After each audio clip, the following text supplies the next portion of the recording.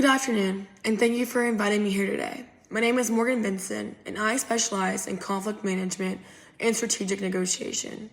I'm here to help Cricket Australia and the Australian Cricketers Association move forward from the 2018 ball tampering scandal. My goal is to offer a clear resolution framework that supports governance, reform, fair discipline, and long-term cultural integrity in Australian cricket. This conflict is both procedural and value-based. From Cricket Australia's point of view, harsh disciplinary action was necessary to defend the reputation of the sport, reassure fans, and demonstrate integrity.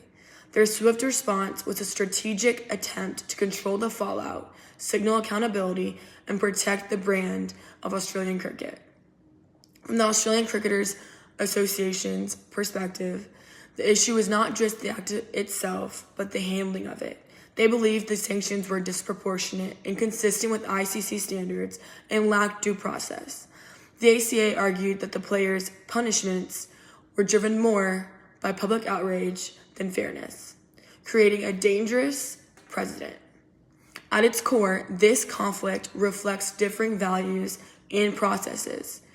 One side prioritized symbolic punishment while the other emphasized proportionality and player advocacy.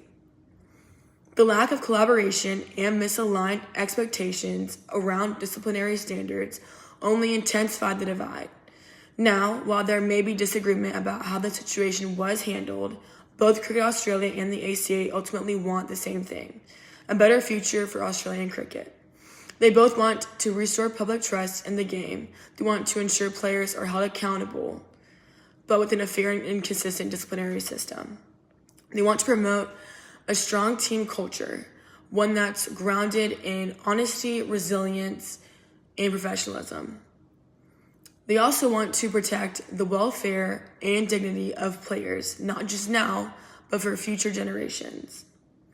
Above all, both parties care deeply about the continued global respect and competitiveness of Australia's national cricket team. So the real divide isn't in what they want, it's in how they believe those values should be upheld. That shared foundation is the starting point for resolution. To begin resolving this conflict, I propose the following communication strategies. First, joint fact-finding. Both parties should revisit the case timeline, decision-making process, and international precedent. This depersonalizes the blame and sets a shared factual baseline. Second, structured dialogue. Using a neutral mediator, each side should participate in focused sessions with clear ground rules, equal speaking time, no interruptions, and a commitment to interest-based language. Third, narrative sharing. Give each party space to express how the situation personally impacted them. Storytelling fosters empathy, humanizes the issue, and rebuilds trust.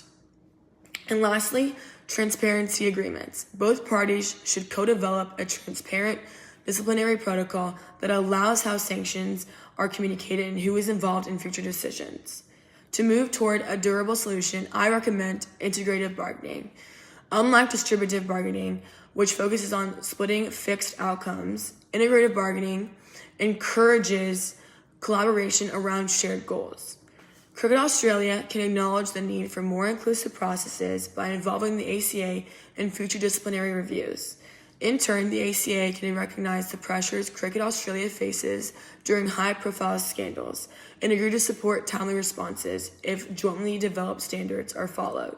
Together, they can co-author a disciplinary charter that reflects fairness, players' rights, and institutional integrity. This would prevent future disputes while strengthening the internal governance of Australian cricket. Several key barriers must be addressed to make progress. To start, public opinion and media scrutiny have created immense pressure on both sides. Emotional and reputational harm must be acknowledged as part of reconciliation. To continue, player trust is fragile. Those directly involved may still feel marginalized or traumatized. Involving them in future conversations, especially around leadership and team culture, will help rebuild relationships. Another barrier involved were leadership tensions. The past friction between executives at Cricket Australia and the ACA must be managed through neutral facilitation. Removing ego from the process is essential for clarity and progress. Finally, cultural reform is a must. Cricket Australia has promised a full review, and the ACA should be a core stakeholder in shaping that transformation. A joint reform process would reflect shared ownership of values and accountability. In closing, this conflict is not just a disciplinary matter, it's an opportunity for transformation. Through interest-based dialogue and collaborative reform, Cricket Australia and the Australian Cricketers Association can rebuild trust, restore global respect, and lead the way in ethical governance for professional sport. Thank you. I look forward to helping guide that process with you.